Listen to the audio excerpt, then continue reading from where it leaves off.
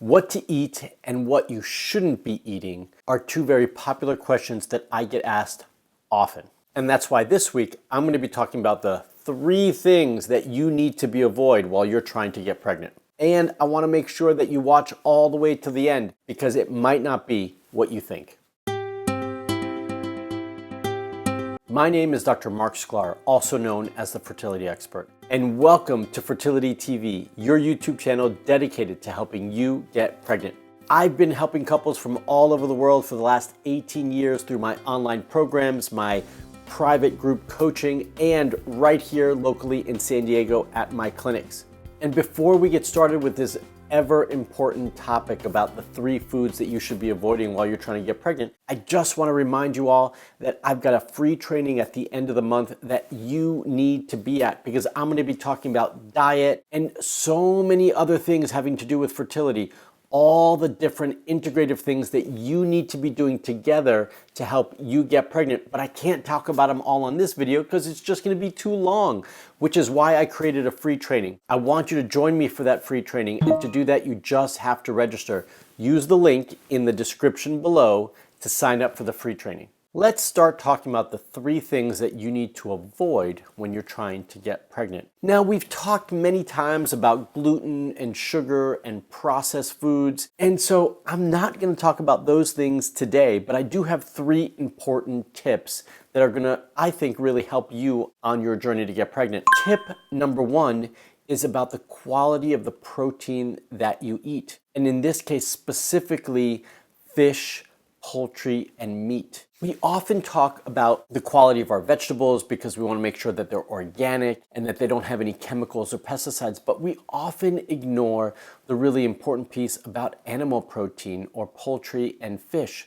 This is so important. Many of us eat a high protein diet that comes where the source comes from fish, poultry, and beef, and those items can have a huge amount of chemicals because of the way they're farmed, right? If you're having conventional meats and poultry, then they are given a lot of chemically induced feed. They have a lot of hormones attached to them, and often they're controlled in these bins, and so they have to be given medication and antibiotics to make sure they don't get sick.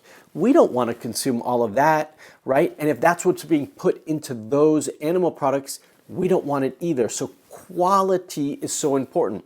A lot of the time when we hear and read these studies that animal meat and poultry and fish are no good for us, it's not talking about the reason why. And the reason why they're no good is because of the quality, the things that are being given to them, the chemicals, medication, and toxins that are being given to them, which then we end up consuming. So we want to avoid that. So quality is so important, just like organic produce is so important. And when we're talking about fish, we want to avoid the fish that are high in mercury. And so one way that we think that we can avoid that is when we farm the fish in a farm, but that causes other things. So the first thing that's really important is that we want our fish to be wild. But with that, then we have to be careful of the high amounts of mercury. So the fish that are bigger, the bigger fish, the more fatty fish, are the ones we have to be more careful with because they have higher amounts of mercury. I'm going to tell you a list right now of the fish that are better to consume. So right now, anchovies, the smaller fish, anchovies, catfish, clams, crab, which is shellfish as well. Salmon is a great one, flounder, haddock, mackerel. I'm reading from my list here. Sardines, scallops, shrimp, sole, tilapia, trout, whitefish. Those fish are really, really good because they're low in mercury. But the bigger fish, the ones we often eat a lot of, like tuna and cod, sea bass, these are ones that have higher or have the tendency to have higher amounts of mercury. Now, the other variable that we have to take into account with mercury is some of our bodies do a really good job of detoxifying. They don't hold on to the heavy metals. But some of us don't do a good job of that. And that's a genetic predisposition. So we have to be mindful of that as well. And just a reminder, when it comes to poultry, we want to make sure that they're pasture raised, meaning that they are free to roam on the pasture. And the same thing with beef. We want that to be grass fed, that they are able to go along the pasture and eat the grass and not just be given the feed that is given to them. Okay, my second point is I want you all to avoid low-fat foods. I know that we've been marketed to and trained to believe that low-fat is better than high-fat or full-fat. But when it comes to hormones and fertility, that is not the case. I'd actually even go so far as to say when it comes to our overall health, that is not the case. But this marketing has been fed into us and beaten into us to believe that low-fat foods or no-fat foods are better for us. So especially when we're trying to be mindful of our weight and lose weight, we tend to gravitate to those things because we're correlating the two. But that's not always the case. And I want to encourage all of you to start to really look at your food products, your dairy products a little bit differently. And don't be afraid of all the fat. As long as it's healthy fat, it's good for your hormones, and it's good for your fertility. I'm gonna read you a study that I think is gonna hopefully change your mind if we haven't already done that. And so there was a US study that suggested that eating low-fat dairy food every day can reduce a woman's fertility by affecting ovulation. And the study showed that women who ate more than 2 portions a day, just 2 portions of low-fat a day of low-fat dairy foods, were 85%, I want to say that again, 85% more likely to be infertile due to ovulatory disorders than those who ate less than once a week. That's right, that's a huge amount. And conversely, they also found that in this same study that women who ate full-fat dairy foods, including ice cream, as long as it's good ice cream, I'm a big fan of ice cream, more than once per day had a 25% reduced risk of infertility due to ovulatory disorders, compared to those who ate full-fat dairy foods only once a week. So this shows you that if you're consuming a lot of low-fat foods, you're now increasing your likelihood of having fertility issues by 85%. Okay. Now, I don't want you all having buckets of ice cream as well. We have to make good choices, smart choices, and the right choices. And there are multiple ways to get good, healthy, full-fat products. It doesn't have to always be ice cream. But I want you to take the point here that low-fat is not good for us, and that I want you to start to shop for healthy fats to reincorporate back into your diet. And point number 3 is about how regularly we should be eating. I get this question all the time. Should I eat every 2 hours? Should I eat every 3 hours? What about fasting? Well, I think the first thing that I want you all to know is that this is not a one-size-fits-all. It's important for each one of you to understand some different things based on your individual needs and conditions. And that might take some help and guidance by a healthcare provider who can really know your case and guide you. But in general, there are benefits to fasting, to intermittent fasting. Although it might not be for all of us, I do want to talk about the benefits of intermittent fasting because it might be the right thing for you.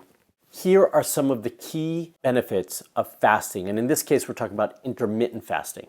Blood levels of your insulin significantly drop, which can help to burn more fat and reduce weight. We talked about HGH, or human growth hormones, before.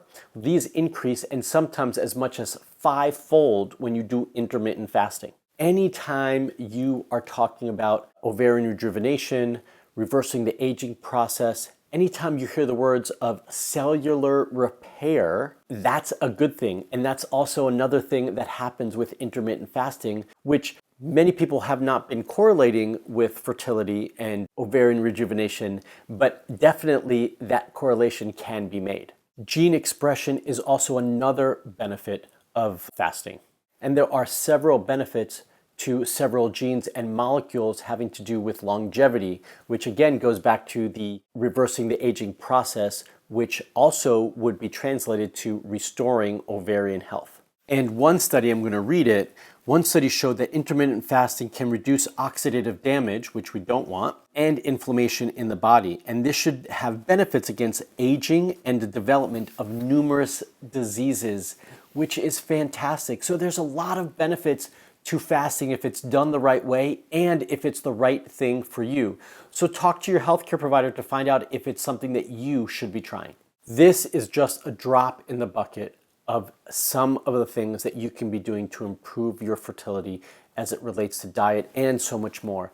And I'm going to be going so much deeper in my free training at the end of the month to cover diet, giving you a fertility approved shopping list, and talking about all the other integrative things that you should be considering on your fertility journey. So if you haven't already registered for my free training, then you can do so now by using the link in the description below. I also want to ask all of you, did you find any of this information useful? If so, let me know which one. Comment below, let me know which one of these tips you found enlightening or new and how you're going to incorporate it into your new fertility plan.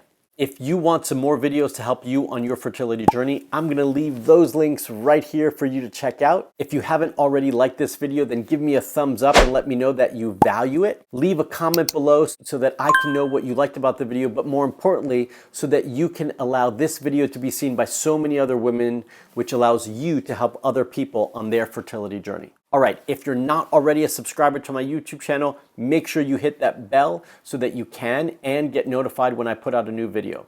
And until the next video, please stay healthy, please stay safe, and most of all, stay fertile.